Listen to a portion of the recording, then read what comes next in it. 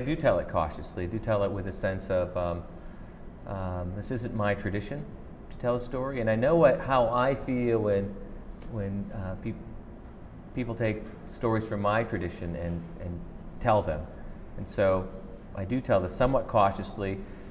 This is a pretty classic Tlingit tale from the Pacific Northwest.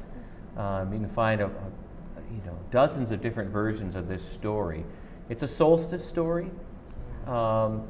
And this I found in a little book that was given to me by a woman who would bring books to meetings, and we would sit in the back of the meeting when this important church stuff was going on, and we'd flip through these children's books, and we would read them together and hope that neither of us got caught.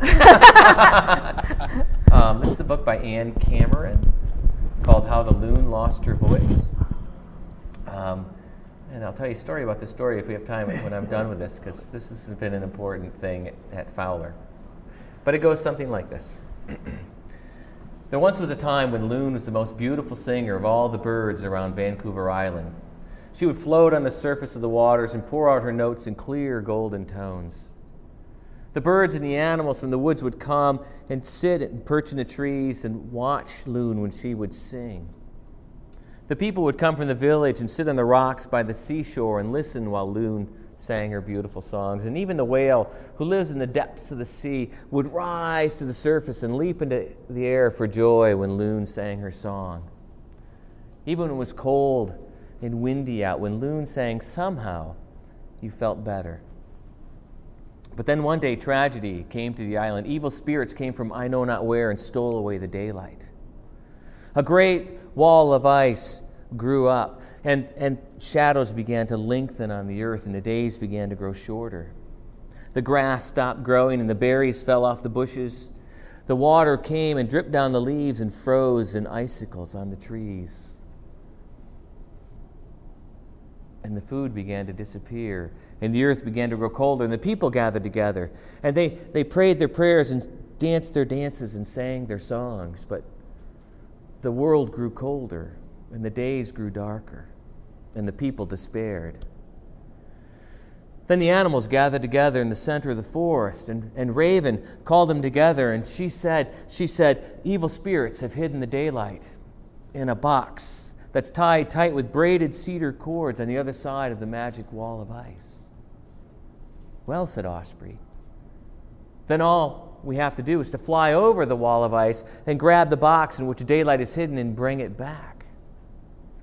But Weasel responded, we do not even know where it is behind the wall of ice. But while Weasel was still speaking, Osprey grabbed the wind and flew up and up and up that magic wall of ice. She flew higher than she'd ever flown before, and just before her strength outplayed, she reached the top. And Osprey, as you know, has great eyes for hunting, and her eyes could pierce the darkness. And she saw the box tied tight with the braided cedar cords in which daylight was hidden. And she flew over it, and she stopped in midair. And she tucked her wings and cocked her head, and she dove down, down, down toward the box in which the daylight was hidden. But the evil spirits saw her, and they hurled icy blasts of wind that came and caught her in her breast and her wings, and they blew her back up in the sky. Again and again, Osprey went down, and again she was knocked back up in the sky until she had no strength left, and she came, and she flew, and she perched in the great white pine where the animals were gathered, and her breast and her wings all singed white with frost. And Osprey had been beaten.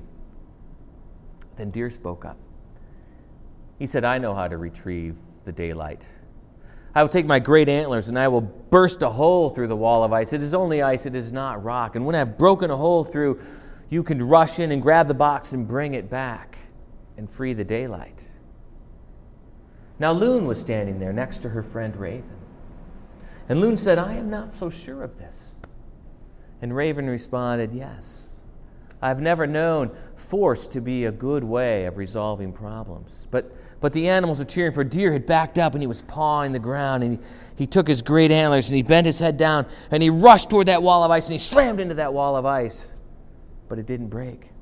And he backed up, and again he slammed into that wall of ice, and each time he hit it, more and more of his great antlers broke off until there was nothing left but two bloodied stumps. And he came back to the animals, and Raven Raven said, "Lie down, and I will make a poultice for your wounds, brother." And Deer had been beaten. And then Bear spoke up. Bear growled, "I know how to free the daylight. I am the greatest wrestler in the forest. I will go around the wall of ice, and I will wrestle the evil spirits. And when I have pinned them down, the magic wall of ice will simply fall down, and we can retrieve the daylight." And the animals began to cheer. And Loon looked at Raven, and Raven looked back at Loon. And Loon shook her head, and Raven said, "How can you speak to a people who will not listen?"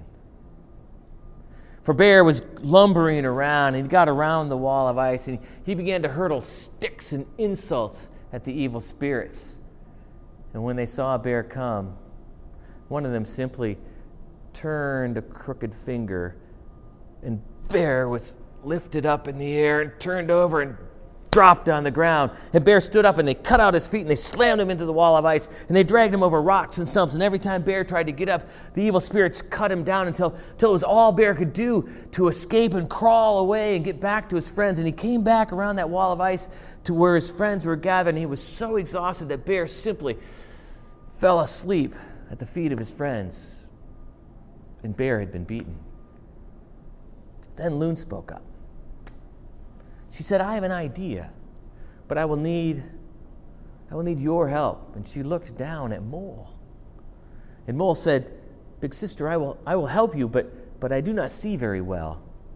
And Loon said, "Little brother, it's not your eyes I need, but your big paws.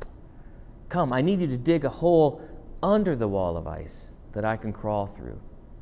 So Mole got to that wall of ice and shivered in the cold, then began to dig more quickly and more quietly than you could have imagined. And in less time than one would think, he had made a hole under that wall of ice that was just big enough for Loon to go through. Now Loon, as you know, is built to float on the water, and her feet sit very far back on her body. And her feet are webbed, which is great for paddling in the water, but not good for walking over uneven ground. But Loon managed. And she somehow was able to get under that wall of ice. Now, Loon's eyes are not like ospreys that can penetrate the darkness well.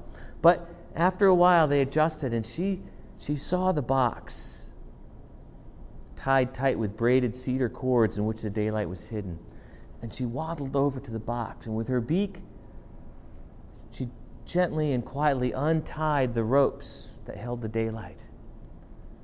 Now, Loon, as you know, is a bird who's mostly black all over, but Loon wears a beautiful white necklace around her neck. And when Loon opened that box in which daylight was hidden, some of the daylight came out and glinted off that white necklace. And the evil spirits saw her. And they grabbed Loon by the neck, and they spun her around and around and around, and they threw her up that one side of that wall of ice, and she tumbled head over tail over head over tail over head over tail, and landed at the feet of her friends, her neck stretched out so much that they barely recognized the little bird. And when she spoke, all that came out were sad sounds. "Well, this," said Raven, "was not to be endured." Now, Raven was black all over. Even her eyes, even her beak, even her feet were black. And Raven's feet and body were designed to be walking on ground. And so she came over to that hole in the wall of ice, and she had not minded when Osprey had been beaten. She had not minded when Deer had lost his antlers, and she thought it rather funny when Bear had been beaten in a wrestling match. But to treat a poor bird so badly was not to be endured. So hop, hop, hop, she skittered over to that hole, and she quickly crawled under that hole into that wall of ice and saw the half-open box in which daylight was hidden. Hop, hop, hop, she skittered over to the box, and with one ebony black wing, she covered the top. And with the other wing, she dipped down and grabbed the daylight. Hop, hop, hop, she skittered back to that hole and went under that wall of ice and came back to where her friends were. Then Raven took and flung the daylight into the sky, and Raven had freed the daylight.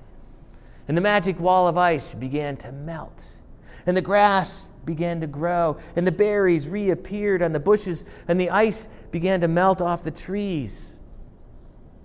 and life had returned to the world. And the animals all cheered, and Osprey went up and she danced a dance of joy in the sky. And Mole, who does not see very well, turned to Loon and said, "Big sister, sing us one of your beautiful songs. Sing us one of your songs."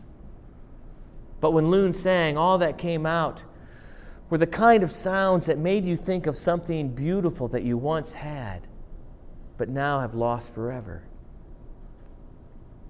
And Mole, with tears in his eyes, said, "Oh, Sister Loon, I'm so sorry." And Loon turned and looked and said, "Little brother, it is okay. We have done our part in this story." But you could tell that she was deeply, deeply sad.